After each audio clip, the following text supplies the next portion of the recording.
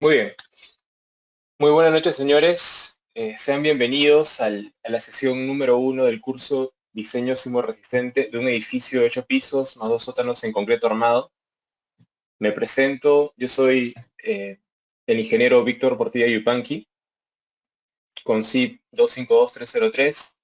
Pues si es que han tenido la oportunidad de asistir al seminario que ofrecí la semana pasada, pues saben un poquito de mi experiencia. Particularmente he podido diseñar proyectos en concreto armado, en albañilería, en estructuras de acero también, incluso en madera. Básicamente he visto pues proyectos de diferentes tipos, viviendas unifamiliares, multifamiliares, oficinas, hoteles, clínicas.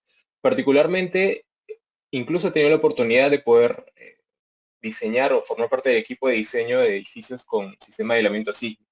Ha sido una experiencia muy interesante y también me gustaría compartir un poco de eso con ustedes. Actualmente me encuentro estudiando la maestría en Ingeniería Estructural y Geotécnica en la Universidad Católica de Chile, así que es bueno pues también tomar la perspectiva de nuestros vecinos chilenos, ya que los sismos que nosotros normalmente esperamos, que son el tipo de subducción, ellos también lo sufren. Y de hecho ellos lo sufren con mayor frecuencia, ¿no? Hace poco han tenido pues sismos bastante importantes, particularmente el sismo del 2010, el sismo de Maule, que dejó muchísimas enseñanzas para el diseño sismo resistente en esta región, ¿no? Y a nivel mundial también. Entonces también voy a estar compartiendo alguna información de lo que estoy estudiando ahí, algunas reflexiones de los ingenieros chilenos que están especializados en estos temas también, para poder reflexionar al respecto. Listo. Entonces continuamos. Bien, esta es una sesión introductoria, ¿sí? No vamos a ir de lleno al contenido del curso en sí, simplemente es una sesión para poder hablarles de la descripción del curso, los objetivos, el temario, qué es lo que vamos a buscar, qué es lo que bueno, lo que a mí me gustaría que ustedes logren al finalizar el curso, em, cuáles son las dinámicas que vamos a tener durante las clases, post clases, vamos a hablar un poco del trabajo final también que tienen que presentar para poder obtener su certificación. Bien, em, normalmente cuando nosotros estudiamos diseño o cursos de diseño en el pregrado de ingeniería civil, pues obtenemos conceptos fundamentales, ¿no? Del comportamiento, por ejemplo, en concreto armado, en acero, en albañilería. Y normalmente estudiamos los procedimientos de cálculo de resistencia, cálculos también de deflexiones, o mejor dicho, aprendemos el diseño no solo por resistencia, sino también por condiciones en servicio, ¿no? De acuerdo a normativa peruana, que podría ser pues la 060 en el caso de concreto armado, y extranjera, ¿no? Por ejemplo, la CI 318, que es pues lo que se usa predominantemente a nivel mundial, ¿no? También muchos códigos latinoamericanos se basan, por no decir que son prácticamente una copia de la CI 318. Particularmente nuestra norma 060, que es la vigente, la del 2009, es una adaptación del ACI del año 99. Entonces, hay muchas cosas, particularmente esa norma, en la que estamos algo desfasados, ¿sí? Porque el ACI actual es el ACI 318-19. Entonces hay muchos años de diferencia y ha habido varias lecciones que tendríamos que incorporar en la norma actual. Particularmente en el proyecto de normas se están incorporando, si ya lo he podido revisar. Y vamos a hablar al respecto también. Algunas diferencias entre un diseño hecho con nuestra normativa contra un diseño hecho con el ACI 318, que es muy importante. Bien, entonces nosotros aprendemos a hacer cálculos, ¿no? Por ejemplo, calcular la resistencia a flexión de una viga, dado un acero colocado, y dado una geometría, y dado una resistencia F'C de concreto.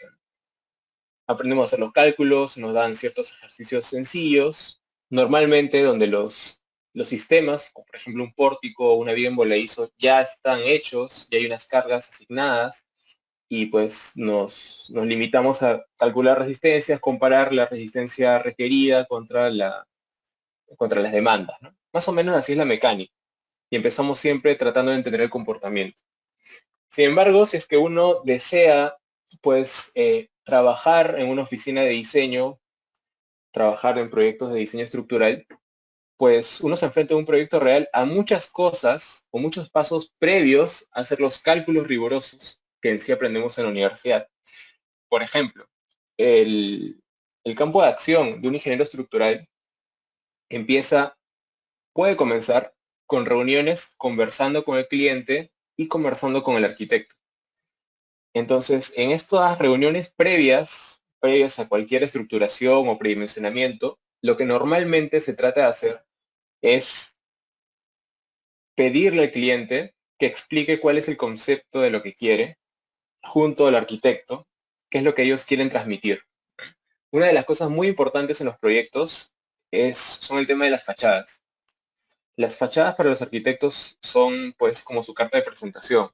Entonces nosotros en lo posible tenemos que proyectar nuestras estructuras para poder satisfacer esa necesidad arquitectónica y que de hecho también el cliente lo apoya, ¿no? Porque el arquitecto le presenta un proyecto al cliente con determinadas renders donde se ven las fachadas de determinada manera y pues eso espera que más o menos quede el final. Entonces, uno es el tema de las fachadas, otro es el tema de la materialidad.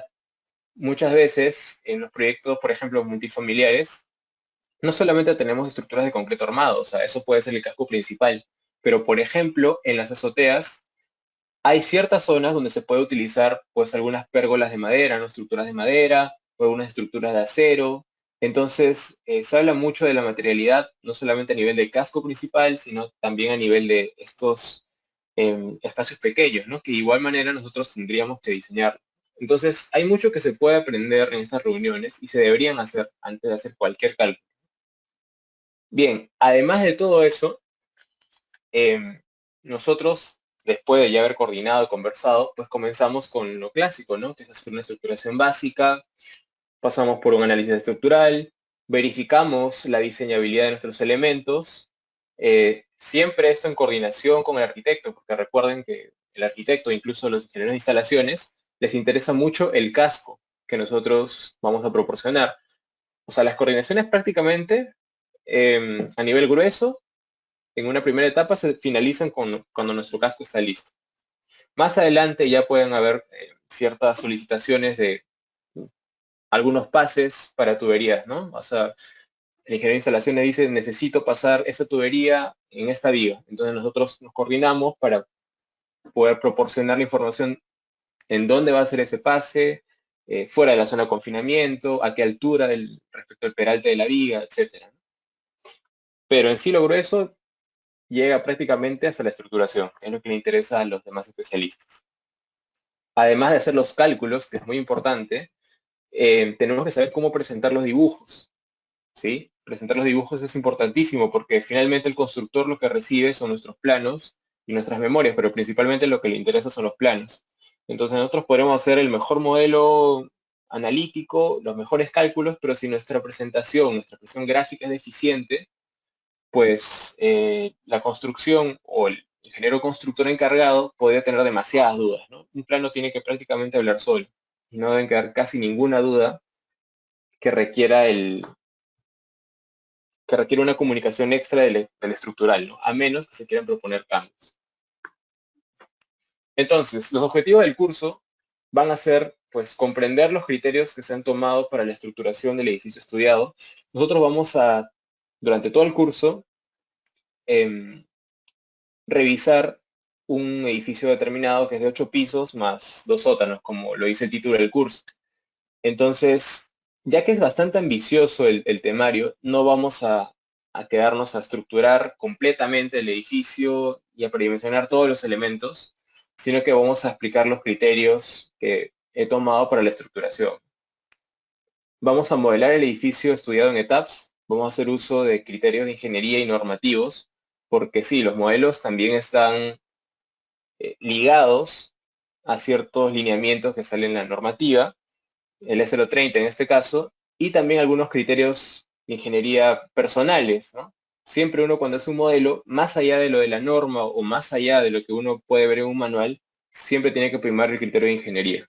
Eso es importantísimo. Luego vamos a realizar el análisis sísmico conforme a la norma 030, tanto el sísmico estático como el dinámico modal espectral, para después pasar a realizar el diseño estructural. de elementos lo más importantes, ¿no? De acuerdo a la norma 020, que es la de cargas, 030, sismo resistente, y es 060, que es la de concreto armado. Vamos a hacer uso en todos los casos de cálculos manuales con ayuda de hojas de cálculo, ¿sí? No vamos a hacer uso de tabs para que pueda diseñar los elementos, aunque sí tengo planeado mostrarles cómo poder calcular, en el caso de las vigas, el acero requerido. Pero no quiero que lo usen en sus trabajos finales.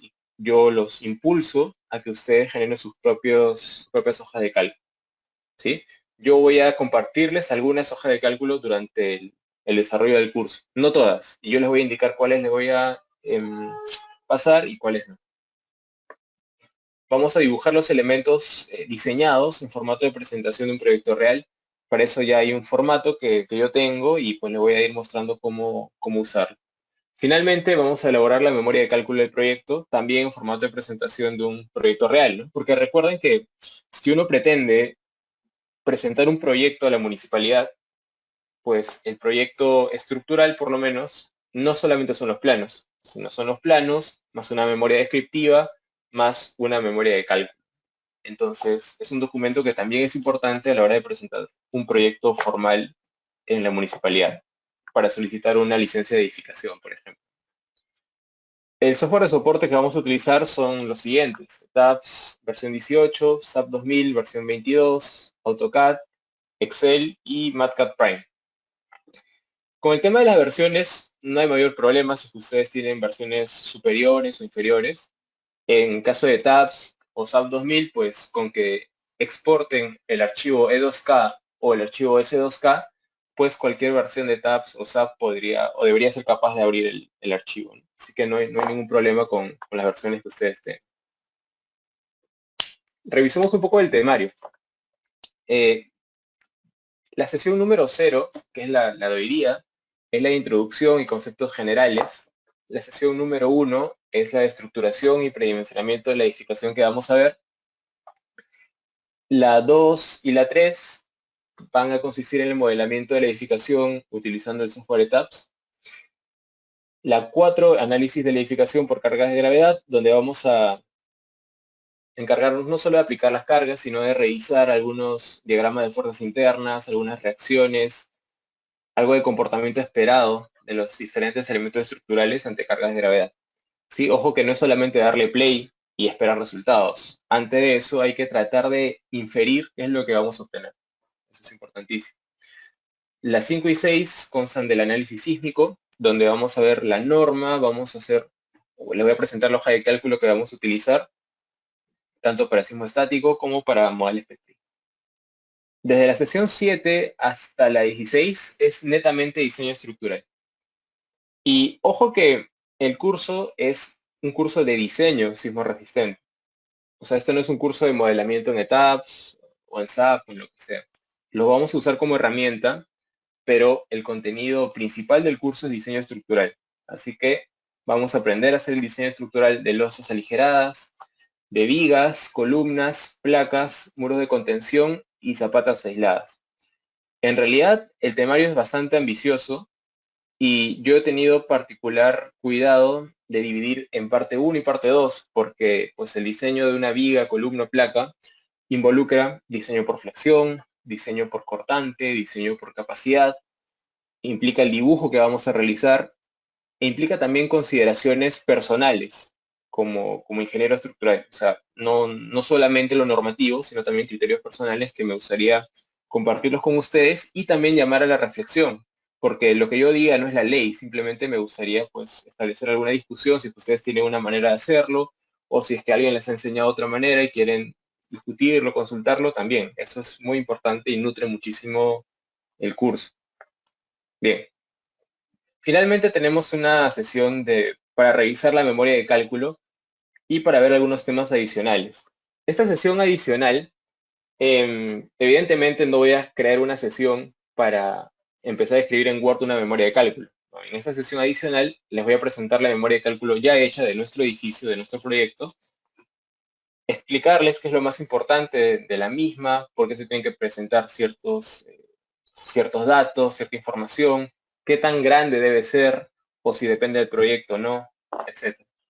Y como siempre, pues durante el desarrollo del curso, por ejemplo, la edición pasada, pues hubo muchas consultas que se salían un poco del tema, de los temas, ¿no? O sea, si bien era diseño en concreto armado, se salían un poco del edificio que estamos viendo. Entonces, todos esos temas que no se puedan ver durante todas las sesiones, que por falta de tiempo no se puedan ver, las trato en esta sesión adicional. Entonces ustedes, pues, normalmente me pueden enviar consultas por correo o en la misma clase si quieren, no hay problema, pero aquello que, pues, por tiempo no lo podamos ver desde la sesión 1 hasta la 16, lo, lo vemos en la última sesión adicional, ¿no? Todo con PPTs, con anotaciones, etcétera. Ahí me explayo bastante con esas consultas. Bien, la dinámica de las clases. Para consultas durante la clase, yo sí prefiero que abran el micrófono antes que escribir. No hay ningún problema si estoy hablando y me interrumpen de pronto, ¿sí? ¿Por qué? Realmente estar leyendo los chats sí lo puedo hacer, no hay problema, pero es mucho más directo cuando ustedes abren el micrófono y me dicen la consulta de frente, ¿sí? Yo prefiero mucho que hagan eso. Si tienen problemas con el micrófono, bueno, pueden escribir, pero pues prefiero que esta sea la prioridad. Ahora, normalmente en estructuras, si es que no es una duda muy puntual y necesitan pues esbozar un croquis para explicar la consulta, me comunican para hacer dos cosas. Uno, o pongo un fondo blanco, por ejemplo, abro un Paint y ustedes empiezan a esbozar, o me permiten compartir la pantalla, que también es posible. Por ejemplo, pueden tener ustedes una foto de una estructura que están construyendo y tienen una consulta. Entonces, toman esa foto, un conjunto de fotos, y pues comparten pantalla y lo vemos toda la clase, ¿no? Entonces ahí yo voy comentando. Si no hay problema, ustedes simplemente me lo tienen que solicitar durante la clase, no hay problema. Solo por la primera sesión he tenido que hacer la pregunta de si se ve mi pantalla y si me escuchan. Yo sé que normalmente es bastante, no sé si cansado, tedioso, que esté preguntando de mi pantalla o si me escuchan. Así que para las siguientes clases, simplemente, si es que no escuchan lo que estoy diciendo, ven que estoy pasando diapositivas, o si no ven mi pantalla, simplemente abran el micro, por favor, y me informen, ¿sí? Para no estar consultando constantemente si se ve o si me escucha. La dinámica fuera de clases. Para cualquier consulta que se les ocurra fuera de clases, me pueden escribir al siguiente correo. El asunto para el correo, para tenerlo ordenado, va a ser el siguiente. Consulta, guión, curso diseño sismorresistente. Nada más. Y ya en el cuerpo del correo, pues escriben su consulta, donde pueden adjuntar imágenes, escribir el texto, etcétera. ¿Sí? No hay limitaciones. Puede ser cosas del curso o cosas relacionadas al curso, como le dije, ¿no? De algún proyecto en particular que estén viendo. No hay ningún problema. Debido a que estoy no solamente trabajando, sino también estudiando, pues me doy un lapso máximo de 24 horas para poder contestar a sus consultas, ¿sí? Ahora, en caso yo estime conveniente, presentaré esa consulta al inicio de la siguiente clase para que el resto de sus compañeros también vean la explicación. Es muy común que ustedes hagan consultas muy interesantes que pues no se me ocurre normalmente durante el desarrollo de las clases, y pues que es muy bueno poder compartirlos con la clase, ¿no? Tanto a mis reflexiones como la consulta misma, ¿no? Eso es algo que nutre muchísimo el curso. Bien, vamos a tener un trabajo final de curso, ¿sí? Aquí yo les estoy mostrando el enunciado que fue para la edición pasada, donde básicamente lo que van a hacer es el modelamiento de un edificio cuyos planos yo les voy a proporcionar con determinado sistema de cargas, con determinadas restricciones, y pues a raíz de eso, a raíz de ese modelamiento, no se queda ahí, sino que tienen que realizar un análisis sísmico completo. Como ustedes pueden ver, el, el índice del contenido es bastante larguito, ¿no? Donde tenemos todo completo, análisis sísmico, el diseño de losas aligeradas, vigas sísmicas, columnas, placas, zapatas aisladas, y pues terminamos con conclusiones y recomendaciones. Ahora, adicionalmente al informe, también se tiene que presentar un conjunto de planos, ¿sí? el puntaje del informe es 50 y el puntaje de los planos es 50 también. Entonces, en suma es 100 y posteriormente yo escalo eso a una nota en una escala de 1 en 20. Bien, dentro de las notas que yo coloco ahí en el enunciado, hay un par que son muy importantes. En primer lugar, en cuestión de modelamiento, yo no espero que ustedes me hagan un tutorial poniendo una imagen diciendo definición de la viga 3 de 25 por 50 y me ponen una captura donde se ve el material, la sección. Eso realmente no nos suma. Sí, eso no nos suma. Lo que yo espero, por ejemplo, en la parte de modelamiento, es que ustedes coloquen las consideraciones más importantes. Por ejemplo, ¿qué tipos de elementos escogieron para las vigas? ¿Qué tipos de elementos para las placas, para los muros, para las columnas, etcétera? ¿Por qué hay restricción a traslación y a rotación? O sea, esas cosas son más importantes que poner una captura definiendo un material o poner una captura definiendo una sección. Y eso quiero que quede muy claro. Y lo otro importante es que en la parte de diseño, normalmente pues yo les pido el ejemplo de uno, ¿no? De una viga, de una columna, de una placa, pero no quiero que pongan simplemente los cálculos, o sea, su hoja de cálculo y nada más. O decir, bueno, el acero requerido fue tanto y el acero colocado fue tanto. Sin mayor explicación o descripción, ¿no? O sea, es importante también poder describir un poquito del diseño, ¿no? Que se ha encontrado, quizás el momento de sismo es mucho más alto que el momento de gravedad, por lo tanto hay una reversión de momentos, etcétera. O sea, sí hay cosas que se pueden comentar. Entonces, eso espero mucho de ustedes porque eso llama mucho la reflexión. Yo no quiero que ustedes sean unas maquinitas que les dan unas fuerzas internas y terminan con un diseño, ¿no? O sea, eso lo puede hacer tranquilamente TAPS. Pero justamente aquí estamos para aprender a diseñar usando nuestro juicio de ingenieros. ¿Sí? Eso es muy, muy importante.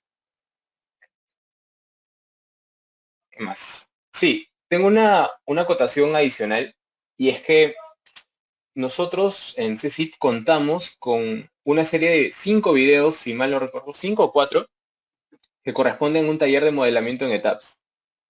Es el modelamiento de un edificio sin sótanos, me parece. Entonces, actualmente ustedes ya lo tienen disponible en su campus, así que yo los invito a revisarlo porque va a ser necesario a partir de la siguiente sesión donde vamos a empezar a ver modelamiento. Entonces, los invito a empezar a ver ese conjunto de 4 videos de un taller donde empezamos desde lo más básico, definiendo los materiales, las grillas, las secciones, etcétera, hasta poder hacer un análisis sísmico.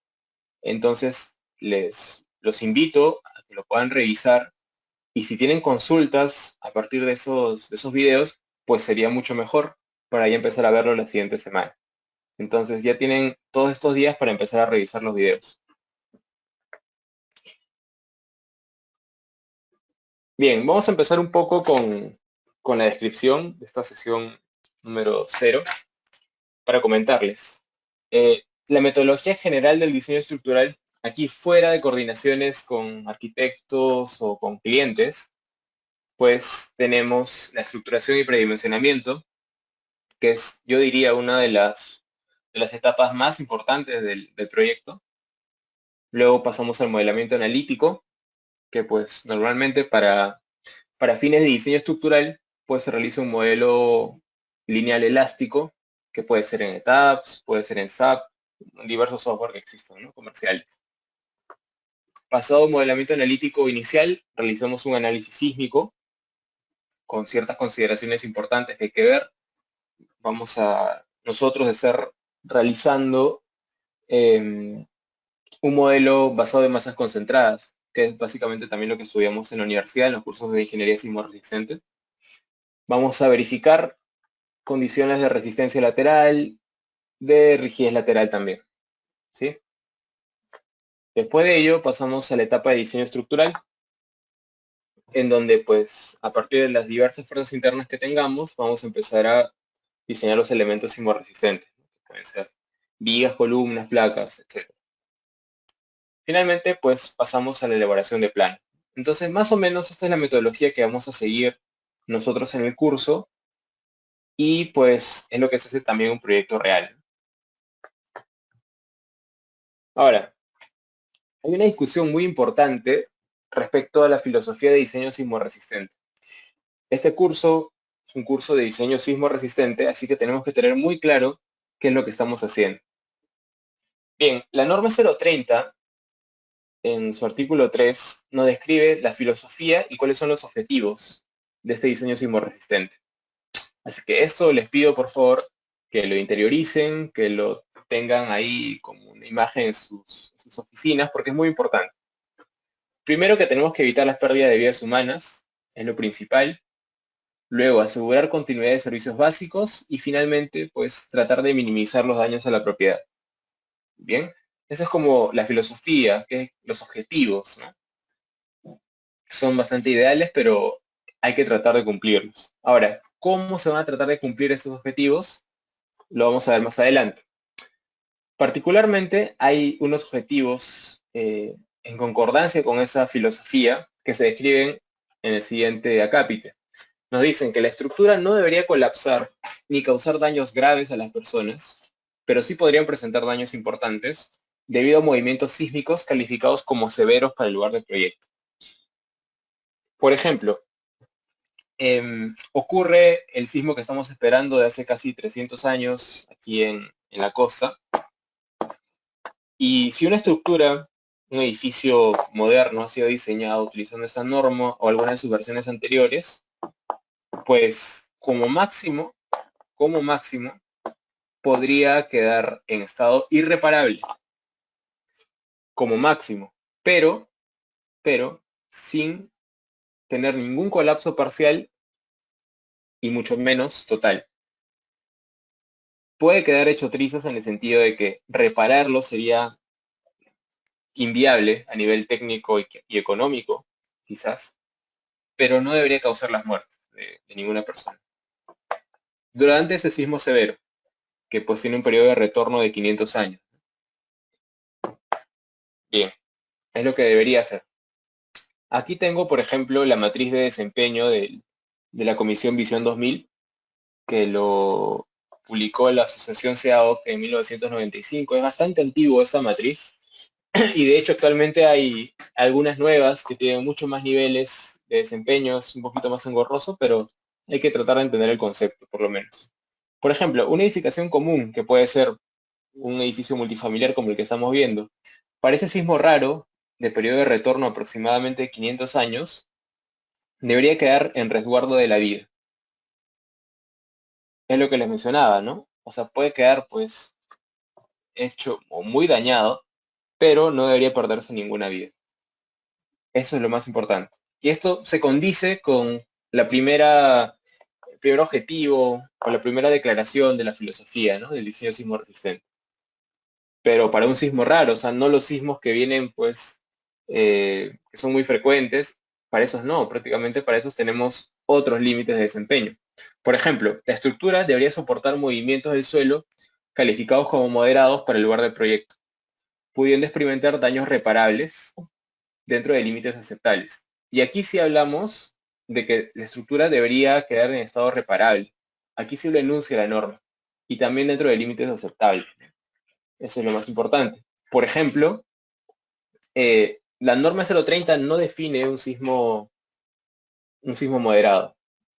No existe un sismo moderado para la norma 030. O sea, definido con un valor de Z, etcétera. Entonces es un poco difícil controlar eso. Mejor dicho, no es difícil, sino que es imposible tener un número para controlarlo porque justamente nuestra norma no define ningún sismo moderado. Entonces, se espera que si diseñamos adecuadamente con la 030, que diseñamos este nivel realmente, pues por consecuencia también aseguremos esto. Entonces, se dan cuenta que no hay mucho control, ¿no? Se espera, y ojalá que sea así, ¿no? Debería ser. Por ejemplo, para nuestra edificación multifamiliar, para ese sismo moderado u ocasional, pues debería mantenerse en estado operativo. O sea, pues reparable, que las instalaciones, los servicios que han sido interrumpidos, pues puedan reponerse en un plazo, pues, más o menos, no rápido, pero pues que no sea imposible hacerlo, ¿no? Y que los daños en la estructura, pues, no sean extensivos. Quizás algunas fisuras que se puedan presentar, quizás en los extremos de las vigas, em, no diría tanto en las columnas, no debería ser. En algunas vías puede presentarse fisuración, pero también controlada, ¿no? No debería ser extensiva. Entonces esto es más o menos una declaración de lo que se busca con la norma 030. Y algo importante, nosotros, para hacer diseño estructural, utilizamos una definición de sismo severo. Entonces, la norma 030, pues clasifica a 4 zonas, hace una zonificación sísmica, desde la que tiene menor actividad sísmica, que es la zona 1, ¿no? Esta zona de la selva, por ejemplo, y luego vamos acercándonos hacia la zona costera, que es la zona de mayor actividad sísmica, zona 4. A cada una de estas zonas le asigna un factor Z, un factor de zona. Y ahora, el concepto de este factor Z es muy importante, porque se interpreta como la aceleración máxima horizontal en suelo rígido con una probabilidad de 10% de ser excedida en 50 años. Entonces, esta probabilidad, bueno, que tenga una probabilidad de 10% de ser excedida en 50 años, es una equivalencia a enunciar un sismo con periodo de retorno de 500 años. Es una equivalencia. Entonces, nosotros hablamos o definimos, mejor dicho, la norma lo define, mediante ajustes y métodos probabilísticos. Porque el enfoque actual del diseño sismorresistente es justamente probabilístico. Si fuera determinístico, nos diría diseña con un factor o con una aceleración de tantos G. Ahora, eso acarrea muchísimos problemas porque los sismos siempre son diferentes, ¿no? O sea, siempre, es cierto que en nuestro caso son principalmente por subducción los sismos severos, pero pues no todos los sismos tienen los mismos registros, las fallas no son exactamente iguales tampoco. Entonces, ahí hay un problema, ¿no? Si lo queremos ver desde el punto de vista determinístico, tendríamos que buscar en el histórico cuál es el sismo más grande que ha ocurrido y diseñar siempre para eso, para ese registro o para esos PGAs, ¿no? Entonces no es nada práctico y siempre puede haber un sismo que supere eso. Por el contrario, nuestra norma pues ha hecho ajustes a través de métodos probabilísticos pues, para poder definir esos factores Z. Ahora, otra cosa importante, el sismo severo, que aquí se define, no refleja la realidad de lo que sucederá en un terremoto real. Ojo, no refleja la realidad. La realidad es muchísimo más compleja, no se puede definir por un solo factor, que sería el Z en este caso. No, o sea, hay muchas variables importantes. Por ejemplo, cuál es la cantidad de ciclos que se acercan al PGA, cuál es el tiempo de duración, cuál es la magnitud del sismo, cuál es el epicentro, cuál es el hipocentro. O sea, hay muchos factores que sí inciden en el comportamiento sísmico de nuestra estructura. Pero todo eso no lo vemos aquí. En el diseño estructural, en cuanto a zonificación sísmica, solamente nos basamos en utilizar el factor Z. Y es bastante simplificado, como pueden ver. Pero es porque las normas deben ser simplificadas, ¿no? No podemos lanzarnos a tener un código que vea tantas variables para, para definir una zona sísmica, ¿no? ¿Y por qué? Porque haría impráctico el diseño. Recuerden que un diseño debe ser práctico.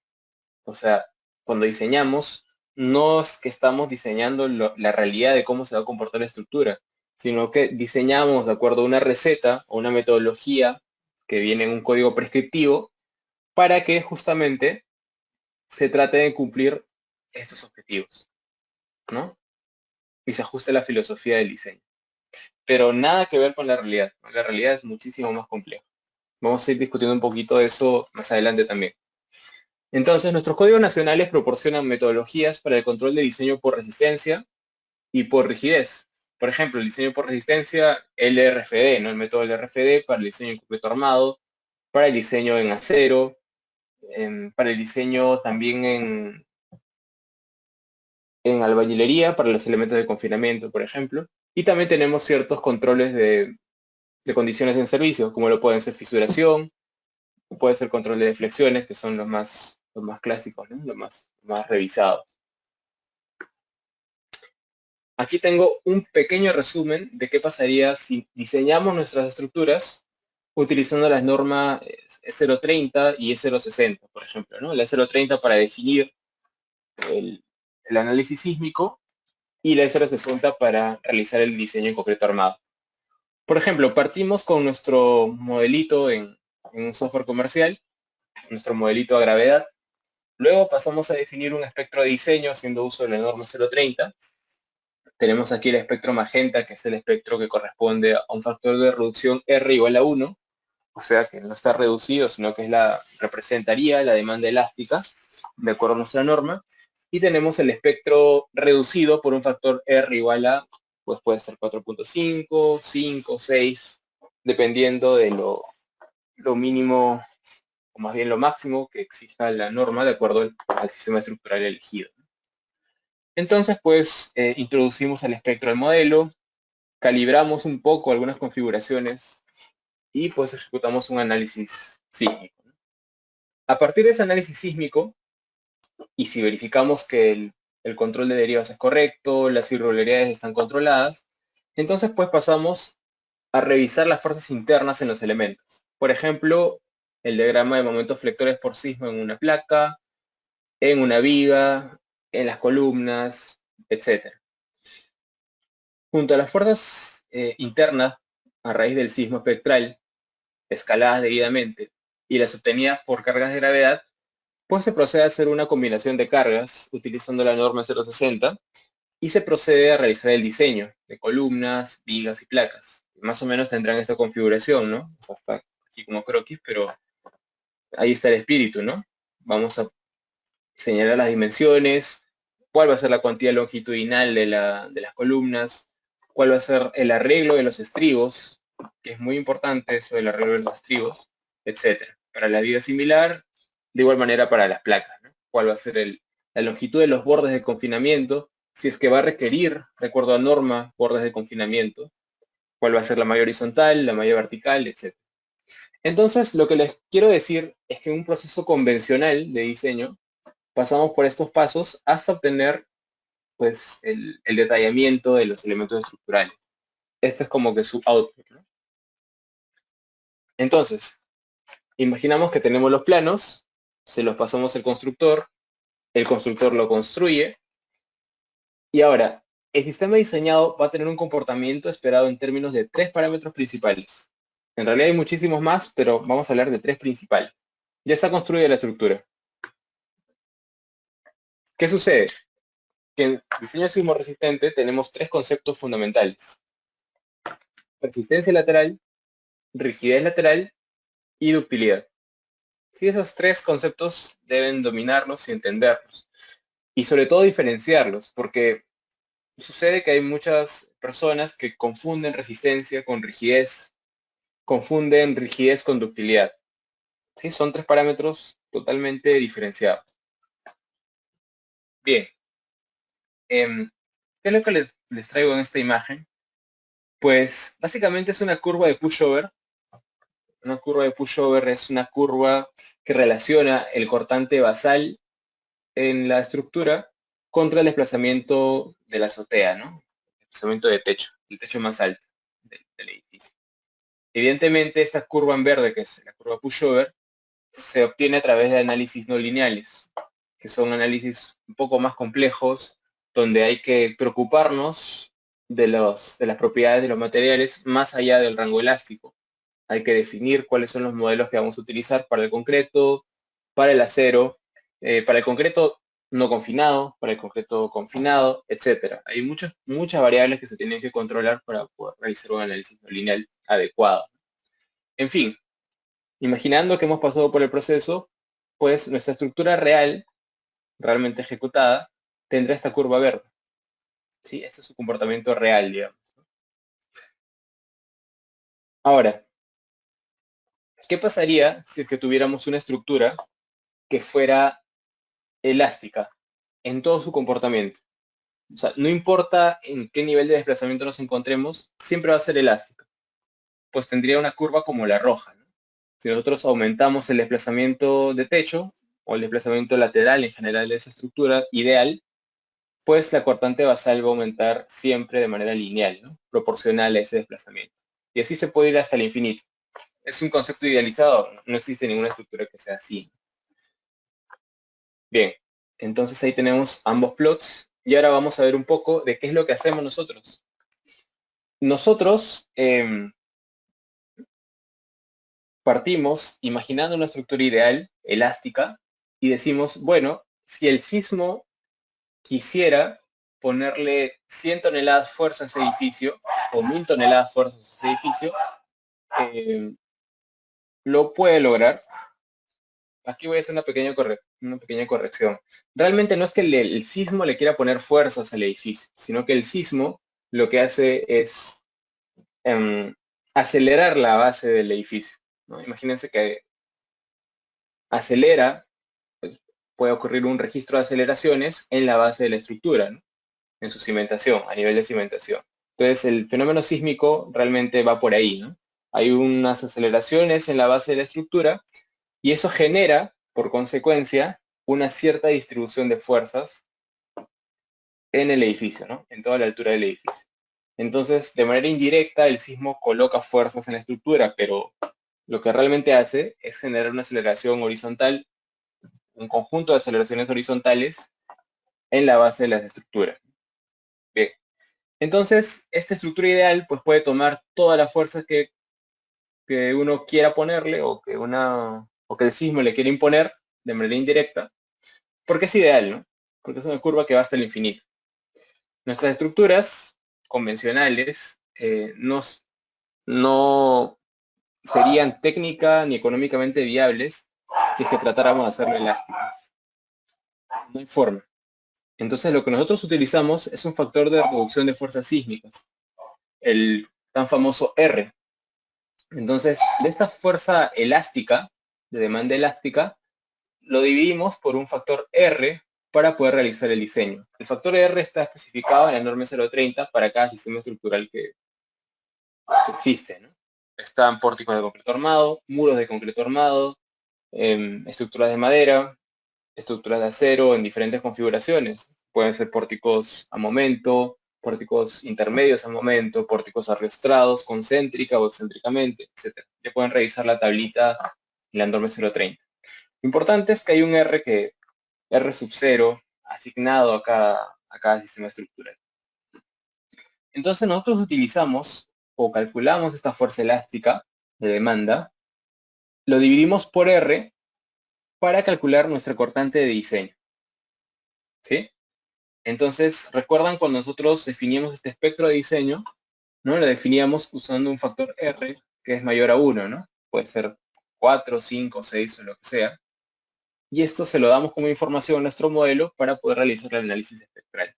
Entonces, todos los resultados que obtengamos de ello corresponde a un espectro reducido por un factor R. Entonces, nuestro análisis estructural, análisis sísmico, por eso es que coloco en la imagen de TAPS aquí, o el modelo, está limitado hasta este punto. Porque lo que nosotros hacemos es un análisis lineal elástico. O sea, en este rango pequeñísimo del comportamiento verdadero de la estructura. ¿Sí? Todos nuestros diseños, todo lo que obtengamos como fuerzas internas, etcétera, va a estar siempre en esta zona, reducido. Así es el procedimiento de diseño convencional. Alguien podría decir que, pero si realmente el comportamiento es así de largo, o sea, así de comportamiento no lineal bastante importante, ¿no? ¿Por qué nos quedamos con una parte tan pequeña, ¿no? Y justamente es por el tema de practicidad. El diseño estructural tiene que ser práctico. Y lo más práctico que existe justamente son los análisis lineales. Los análisis estructurales lineales pues son un método pues bastante práctico para poder obtener fuerzas internas. De que se puede hacer un análisis completo no lineal se puede, pero es mucho más costoso a nivel computacional y a nivel de tiempos. Entonces, pues, imagínense, ¿no? Para diseñar tantos edificios convencionales, si quisiéramos hacer un diseño, por ejemplo, basado en desempeño, que ya constituye, pues, análisis no lineales, pues tendríamos que cobrar muchísimo más para realizar ese proyecto. Es un análisis mucho más completo, mucho más complejo, que toma más tiempo, hacer corridas de registros tiempo-historia, hacer verificaciones para esos sismos definidos de tal manera. Se pueden complementar con análisis pushovers también. Creo que toma mucho más tiempo, mucho más complejo. Entonces no es práctico y resultaría un edificio más caro, ¿no? Ahora, ¿cuándo se hace eso? No es que no se haga. Se hace cuando tenemos edificaciones, por ejemplo, que tienen sistemas modernos de protección sísmica. Edificios que tengan el sistema de aislamiento sísmico de base o que tengan sistemas de disipación de energía. Se hace porque justamente se puede recién verificar los parámetros de desempeño de estos sistemas en el rango no lineal. O sea, a un aislador que tiene, a un sistema de aislamiento sísmico, que tiene prácticamente marcado un comportamiento no lineal, no lo puedes revisar en un rango lineal elástico y pretender que con eso estás tranquilo. Tiene que haber un análisis no lineal, registros tiempo-historia, hacer ajustes a eso de acuerdo a la norma 031, revisar cómo está la disipación de energía por amortiguamiento equivalente, revisar los desplazamientos de los aisladores, cuál es el más grande obtenido, etc. Pero son edificaciones esenciales, son especiales, no se hacen todos los días, ¿no? Para el diseño convencional, que es lo que nos ocupa en esta oportunidad, pues nos remitimos a hacer lo del código, ¿no? Y nos quedamos aquí. Ahora, todo el conjunto de fuerzas internas asociadas al sismo, y si diseñamos para eso, pues vamos a lograr una resistencia lateral, una resistencia de diseño, que justamente coincide con este punto. Pero como ustedes saben, la resistencia lateral en realidad debería ser mayor a la resistencia lateral de diseño, o sea, con lo que hemos diseñado nosotros. ¿Por qué? Porque durante el diseño utilizamos factores de amplificación. Por ejemplo, el factor de amplificación de gravedad es 1.4 veces las cargas muertas más 1.7 veces las cargas vivas. Ahí tenemos factores de amplificación importantísimos, a la vez que tenemos factores de reducción. Por ejemplo, el factor de reducción para revisar la flexión es 0.9. O sea, no estamos utilizando el 100% de la capacidad nominal de nuestra sección, sino del 90% o el 80 o el 75% dependiendo del caso. Otra cosa, las propiedades esperadas de los materiales. Uno pide, por ejemplo, a la concretera un concreto de F'(C) 210 kilogramos fuerza por centímetro cuadrado, pero lo que realmente nos traen es un concreto que está por encima de esos 210. Entonces, realmente nunca estamos por debajo, casi siempre estamos por encima de 210 o de 280 o de lo que fuera.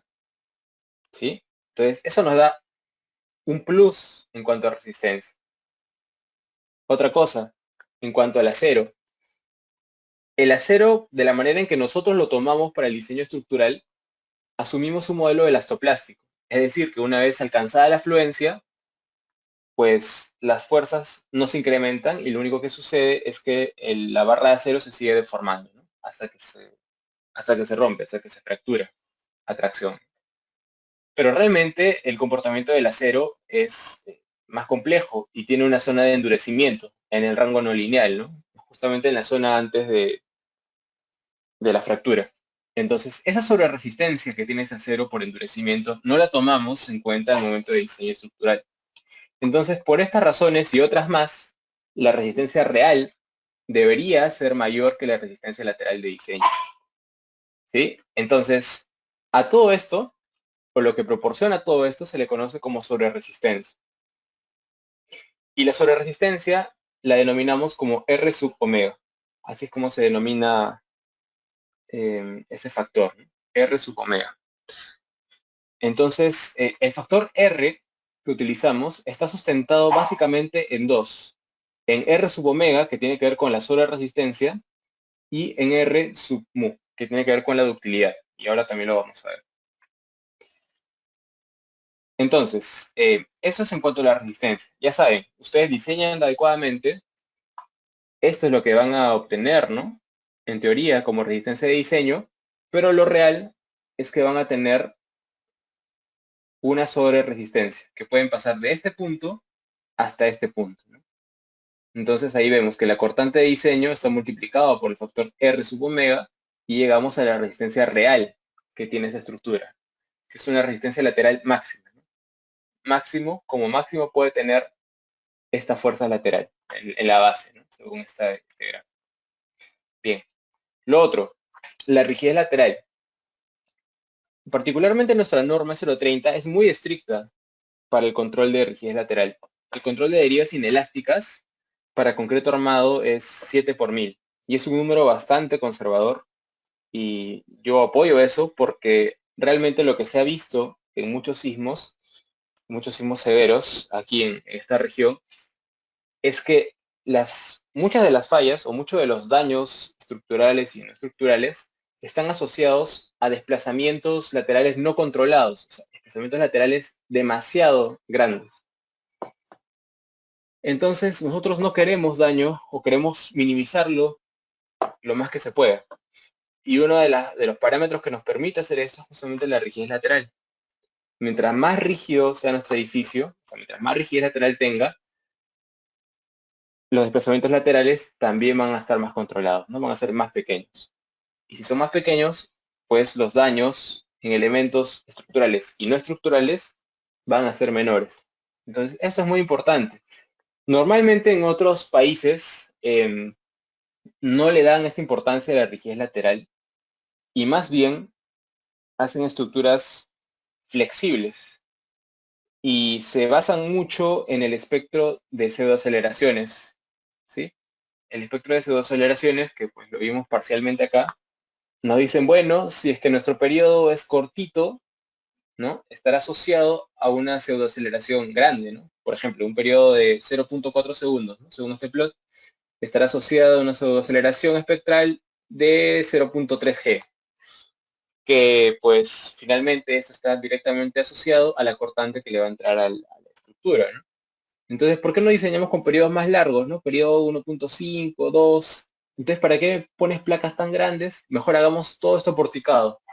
Si hacemos todo esto porticado, pues tendremos pseudoaceleraciones pequeñas, ¿no? Entonces tendremos fuerzas más pequeñas y no hay ningún problema.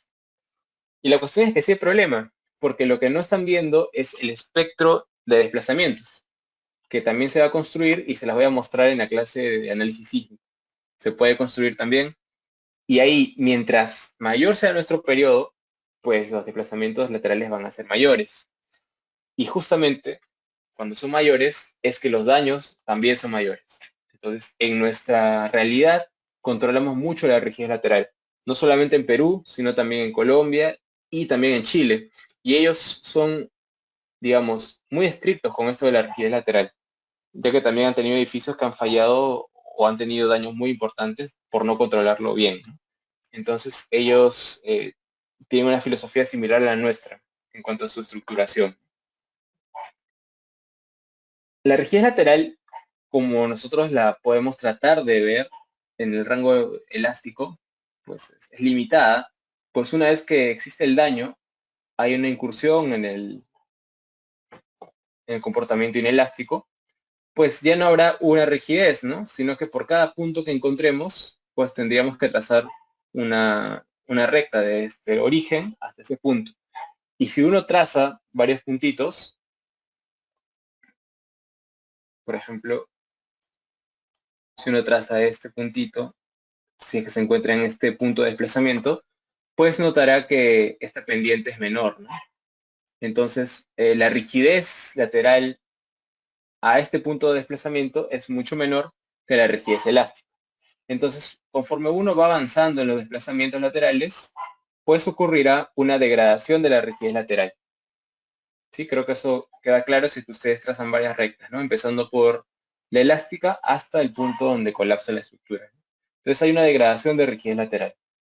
No podemos hablar de que existe una rigidez lateral. De hecho, cuando nosotros revisamos derivas, revisamos desplazamientos laterales inelásticos, pero utilizando unos factores, ¿no? Unos factores que amplifican lo que obtenemos en nuestro modelo lineal y lo llevan hasta algún punto de lo que sería el comportamiento real. Normalmente funciona bastante bien, pero también es una cosa bastante práctica y simplificada, ¿no? Entonces, no hay una sola rigidez lateral, hay muchas, pues, puesto que en un sismo severo se espera esta incursión inelástica, ¿no? Pero lo importante es saber que mientras más rígido sea nuestra estructura a nivel de rigidez lateral, pues estaremos controlando mejor los desplazamientos, ¿no?, laterales, por lo tanto el daño. Finalmente, pues tenemos la ductilidad. La ductilidad de desplazamiento quiere decir, o la ductilidad instalada, se puede definir como el cociente entre el desplazamiento último, en el momento en que colapsa la estructura, contra el desplazamiento de fluencia, ¿no?, que es donde se inicia el daño estructural. Ahí hay un cociente que se podría obtener si tuviéramos una curva como esta. Entonces, si nosotros estamos usando un factor de reducción R, se justifica por dos parámetros. Por la sobreresistencia, que ya lo vimos, y por la ductilidad. Si es que no le podemos dar este nivel de fuerzas a nuestra estructura, pues tenemos que garantizar por lo menos que pueda tener una ductilidad instalada que no sea menor a la ductilidad demandada por el sismo. Entonces, para eso no tenemos ningún número. No hay ningún número, de acuerdo a nuestro diseño estructural, que nos permita verificar que le estamos dando una adecuada ductilidad. O sea, no hay, por ejemplo, un 0.007, como es el caso de la rigidez lateral, ¿no?, que se controla. No existe un SUX por P entre R, que es como definimos la resistencia lateral de diseño. No existe un número. No existe. No lo verificamos nunca como número, ¿no? Entonces, hay que tener cuidado porque mucho de este R global depende de ese R de ductilidad. Y mientras mayor ductilidad le podamos proporcionar a nuestra estructura, pues será más consistente con el factor de R que escojamos, ¿no? Entonces hay que tener cuidado con la ductilidad. La norma 060 muestra lineamientos para tratar de asegurar un comportamiento dúctil tanto de los componentes, por ejemplo, vigas, columnas, placas, como del sistema global de nuestras estructuras. Por ejemplo, contamos con diseño por capacidad, requisitos de confinamiento especiales, confinamiento especial de los bordes de los muros, dobleces sísmicos a 135 grados para el caso de los estribos y para el caso de las grapas suplementarias, ¿no? Entonces, todo esto, que es parte de la norma 060, trata de asegurar que este R sub U ocurra, ¿no?, de que sea justificado. O sea, de que la estructura tenga una ductilidad que sea consistente con el factor R que hemos seleccionado. Trata de asegurarlo, pero no hay ningún número exacto que nos diga que está bien o está mal. Si quisiéramos verificar eso, nuevamente tendríamos que remitirnos a hacer un análisis no lineal. El confinamiento de las estructuras, o el confinamiento de los materiales incluso, provee un aumento importante, no solo en la resistencia del concreto, por ejemplo, sino en la ductilidad del mismo. Por ejemplo, vean este modelo de concreto de profesor Mander, del 84. Un concreto sin confinamiento tiene esta curvita de aquí, que es justamente la que utilizamos en el diseño estructural, o bueno, es la que el rectángulo de Whitney trata de obtener similitudes con los resultados, ¿no? Esta de aquí, concreto no confinado. Si nosotros confinamos adecuadamente nuestro concreto, pues podemos exhibir una resistencia pico, que es F'CC, que puede ser pues 20%, 30%, 50% más del F'C con el que siempre trabajamos. Pero eso no es lo mejor. Lo mejor es que exhibimos un grado de ductilidad mucho mayor. Fíjense, esa es la ductilidad en materia de material, en cuestión de material, mejor dicho, de concreto a compresión. Pasamos de tener esta ductilidad pobre, en concreto no confinado, a una ductilidad bastante grande. Entonces, desde el material es que estamos empezando a tratar de justificar este R sub mu, siempre que detallemos adecuadamente el confinamiento. En columnas, por ejemplo, este diagrama de momentos curvaturas. Fíjense, cuando la carga axial a compresión es cero, ¿qué sucede? Tenemos una ductilidad de curvatura importante. Y si hablamos de curvatura, hablamos de secciones. Aquí hablamos de ductilidad en materiales y aquí hablamos de ductilidad en secciones. Fíjense, ¿qué pasa si es que nosotros aumentamos la carga? Aumentamos la carga axial, entonces, ¿qué sucede? La ductilidad baja considerablemente. Evidentemente ninguna columna pues tendrá este cero, porque todas las columnas tienen una carga axial, pero ahí también hay mucho que aprender para el predimensionamiento justamente de las columnas. Ya sabemos que mientras más carga axial tenga respecto a su área, pues entonces tendrá menos ductilidad de curvatura las secciones de esas columnas. Entonces es muy importante en secciones controlar el grado de carga axial que se tenga. Importantísimo. Bien. Lo que tengo aquí es el inicio básicamente del curso, la sesión número 1 per se, donde vamos a hablar de la estructuración y predimensionamiento. Ya les dije que no vamos a estructurar ni predimensionar nada, simplemente les voy a comentar los criterios que he utilizado. No lo vamos a ver ahora porque ya son las 16, esta era la sesión introductoria únicamente, pero quiero darles una pequeña mirada de lo que vamos a ver.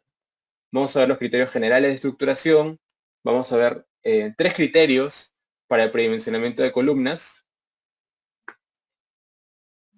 como incluso el capítulo 21, que es de estructuras o detallamiento sismorresistente de la norma 060, puede definir cómo predimensionar una columna. Ojo que si nosotros revisamos cuál es el paso a paso del diseño estructural, uno encuentra, digamos, la E060 o empieza a utilizarla en teoría en este paso, que es como el cuarto paso, ¿no? Pero si uno tiene la experiencia de haber diseñado edificios antes, ya hay varias cosas de este punto que se pueden empezar a prever estando en la estructuración. Y eso, por ejemplo, habla mucho de la experiencia de un ingeniero. Cuanto más haya diseñado uno, ya sabe muchas cosas que podría mejorar incluso desde la etapa de estructuración. Y eso es clave, porque ustedes se van a dar cuenta que mientras más diseñen, van a volverse mejores, van a empezar a optimizar sus diseños, van a optimizar no solamente a nivel de tiempos de cálculo o de presentación de proyecto, sino a nivel de costos. Recuerden que en concreto armado, pues el acero sale en toneladas, ¿no? El costo es por kilo. Entonces, mientras más se pueda optimizar sin sacrificar la seguridad estructural, pues el diseño es más óptimo, ¿no? Y eso también interesa mucho a sus clientes. Recuerden que acá estamos tratando de generar estructuras que estén de acuerdo a la filosofía del diseño sismorresistente, que garanticen cierto nivel de seguridad, pero a la vez hay que tratar de que sean lo más económicas posibles dentro de los objetivos, ¿no? Que no hay que sacrificar nada de seguridad estructural y hay que tratar de cumplir siempre, sobre todo, los lineamientos de ductilidad. Sí, eso es muy importante. Eso no se olvide. Entonces vamos a revisar eso, los criterios generales, los criterios de predimensionamiento. Vamos a hacer un par de ejercicios numéricos como para que entren en calor. Vamos a revisar predimensionamiento de vigas, de losas aligeradas, etcétera. De verdad que esto yo me imagino que ustedes pues ya lo dominan porque son simplemente fórmulas que ya son bastante conocidas, pero de todas maneras quiero que entren en calor haciendo estos pequeños ejercicios que les dejo ahí. No sé si hasta el momento tienen alguna consulta o todo está claro. Ingeniero, Sí, bueno, cuando presentó los programas, mostró el SAP 2000 y el ETAPS. ¿Vamos a usar ambos programas o solamente sí, uno de los dos? sí, correcto. Vamos a utilizar los dos. Vamos a utilizar ETAPS para realizar el modelamiento global de la edificación y vamos a utilizar SAP 2000 para el modelamiento de muros de contención y para revisar la necesidad de bordes de confinamiento de las placas. Ya, ingeniero. De acuerdo a las disposiciones del Instituto CECIP, estaríamos retomando la sesión número 1 el día jueves 31. ¿Sí? Por única vez vamos a saltarnos el martes 29 y pues tendremos nuestra sesión número 1 el jueves 31. ¿Sí? A ver, tengo una consulta por ahí de Edison. Se va a realizar una verificación de deflexión máxima en viga por medio del software, puesto que por fórmulas de concreto armado y análisis estructural sí se puede realizar. Pero ¿hay alguna forma de verificar esa deflexión por medio del software? Vamos a verificar, sí, para la viga que estemos diseñando, vamos a realizar la verificación de deflexiones, pero no lo vamos a hacer con el programa. O sea, vamos a obtener deflexiones elásticas del programa, porque esa es nuestra limitación con un modelo lineal. Vamos a revisar las deflexiones elásticas y en una hoja de cálculo que les voy a explicar, vamos a llegar hasta las deflexiones inelásticas y diferidas, que es lo que justamente se utiliza para controlar de acuerdo a norma. Entonces, no sé si existe una forma de verlo con ETAPS o con SAP, sinceramente, pero no es nada que con una hoja de cálculo no se pueda revisar. Y sí lo vamos a hacer, sí lo vamos a cubrir.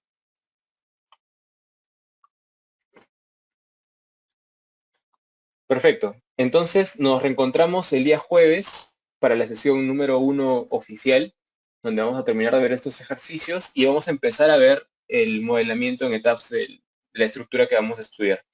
Yo les voy a subir al campus la información de esta sesión número 1, tanto las diapositivas como los planos del proyecto que vamos a desarrollar. ¿Sí? Entonces, nos reencontramos el día jueves 31. Por favor, vayan revisando el taller de modelamiento porque lo vamos a necesitar muchísimo para las siguientes clases. Y ya saben, cualquier consulta, pues me escriben al correo y les estaré contestando con la mayor brevedad. ¿Sí? Que tengan todos muy buenas noches y muchas gracias por su atención.